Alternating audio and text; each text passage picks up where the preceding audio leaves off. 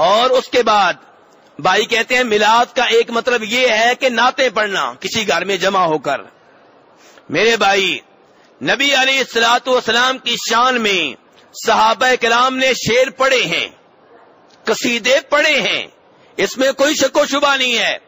لیکن آپ حدیث اٹھا کر دیکھ لیں, قصیدے انہوں نے کم پڑھے ہیں, عام گفتگو میں نبی علیہ السلام کا ذکر زیادہ کیا ہے, آپ کی حدیثیں سنائی ہیں, آپ کے نماز کا طریقہ سنایا ہے, آپ کے روزوں کا طریقہ بتایا ہے, آپ کے حج کے احوال بتائے ہیں. اس انداز میں انہوں نے نبی علیہ السلام کی سیرت زیادہ بیان کی ہے, شعروں میں کم بیان کی ہے.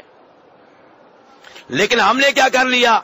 جی, نعتیں شعر پڑھنے ہیں اور ان میں بھی شرکی الفاظ ہوتے ہیں اور خوبصورت آواز کو دیکھا جاتا ہے, اور ہو سکتا ہے سننے والوں کو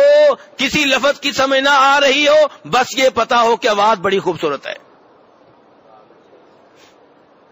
اور عام طور پہ نعتیں لکھنے والے بھی اردو ادب کے تو ماسٹر ہو سکتے ہیں, دینی لحاظ سے کورے ہوتے ہیں. اس لیے نعتوں میں غلط باتیں ہوتی ہیں, شرک ہوتا ہے, بدعت والے الفاظ ہوتے ہیں, مبالغہ ہوتا ہے. اور ہمارے نبی علیہ السلام نے فرمایا تھا لا تطرونی کما اطرت النصارى ابن مریم, کہ لوگوں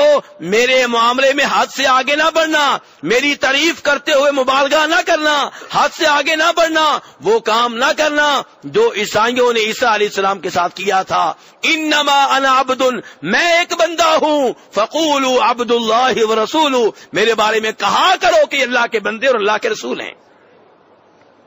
اور آج بندے کہنے والے کم ہیں, اللہ کے رسول کو اللہ کا بندہ کہا جائے تو لوگ گھورنے لگیں گے, جبکہ نبی اسلام بخاری شریف کی حدیث میں کہہ رہے میرے بارے میں کہو کہ یہ اللہ کے بندے ہیں اور اللہ کے رسول ہیں. آج تو مقابلہ لگا ہوا ہے کہ کون نبی اسلام کی شان میں حد سے زیادہ آگے بڑھے گا, جبکہ آپ نے کہا تھا میری تعریف کرتے ہوئے حد سے آگے نہ بڑھنا. یہاں تو یہ صورتحال ہے کہ نسائی شریف کی حدیث ہے, ایک صحابی نے کسی بات پہ نبی اسلام کو کہہ دیا ما شاء اللہ وشئتا, اے اللہ کے رسول وہ ہوگا جو اللہ چاہے گا اور آپ چاہیں گے, جو اللہ چاہے گا اور آپ چاہیں گے. آپ ناراض ہو گئے, فرمایا اجعلتنی للہ ندا, تو نے مجھے اللہ کا شریک بنا دیا ہے. کہو ما شاء اللہ وحدہ, کہ جو تنہا اللہ چاہے گا وہی ہوگا. اسی لیے علماء کرام کہتے ہیں کہ اگر کسی اور کی مشیت کا ذکر کرنا ہے, مثلا آپ کہنا چاہتے ہیں اپنے کسی رشتہ دار سے, اپنی فیکٹری کے مالک سے, ٹھیک ہے جی جیسے آپ چاہیں گے ویسے ہوگا, یہ جملہ صحیح ہے کیونکہ یہاں آپ نے اللہ کا ذکر نہیں کیا, آپ کو پتا ہے اصل اللہ ہی ہے, لیکن مقابلہ نہیں کیا آپ نے. لیکن جب آپ کہیں گے اللہ جیسے چاہے گا اور آپ چاہیں گے, پھر اور نہیں بولنا, کیونکہ اور میں برابری ہے, اور کے لفظ میں کیا ہے,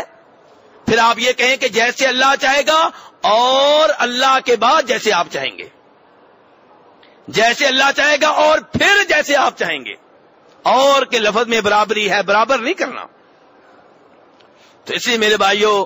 اچھی نعت پڑھنے میں کوئی حرج نہیں ہے, لیکن عام طور پر جو نعتیں پڑھی جا رہی ہیں اب تو ان میں ساز بھی شامل ہو چکا ہے, اب تو گانوں کی نقل ہو رہی ہے. نبی علیہ السلام سے محبت کا اظہار ہے یا آپ کی بے ادبی ہو رہی ہے, آپ کی توہین ہو رہی ہے, آپ کی گستاخی ہو رہی ہے.